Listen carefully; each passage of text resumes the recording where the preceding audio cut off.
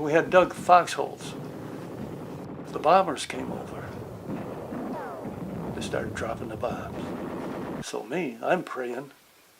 When I got up the next morning, thank God, they dropped one side or the other in the ocean. I says, did I hear you fellows mumbling last night? Oh, what are you talking about, Sarge? Well, I don't know. I know I was saying my prayers. I says, it sounded like somebody was mumbling in the two foxholes next to me. They walked away from me. And I says, well, I think we don't have any atheists in the foxholes.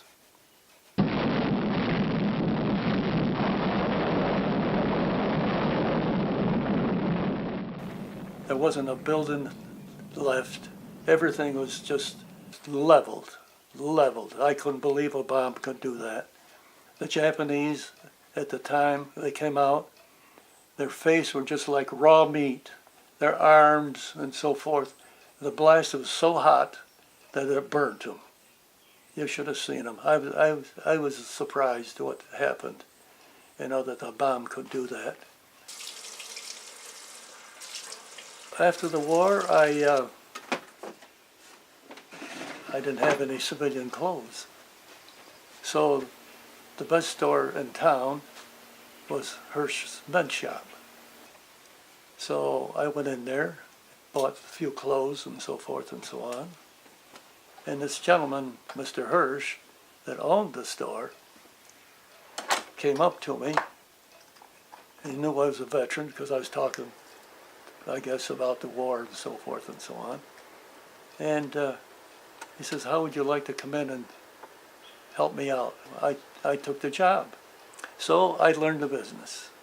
I figured, if I can do this for Mr. Hirsch, I think I can do it for myself.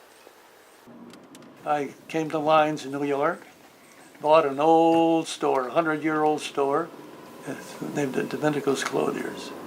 And I was very successful, thank God for that.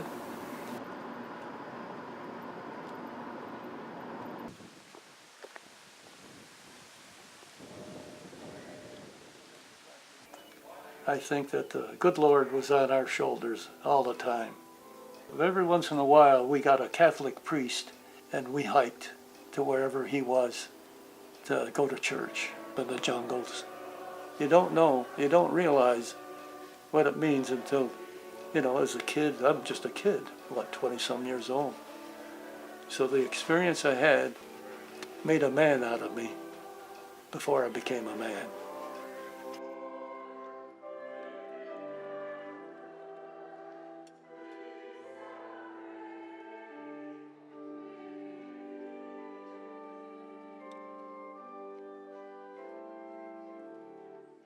I'm hoping that God will give me a few more years.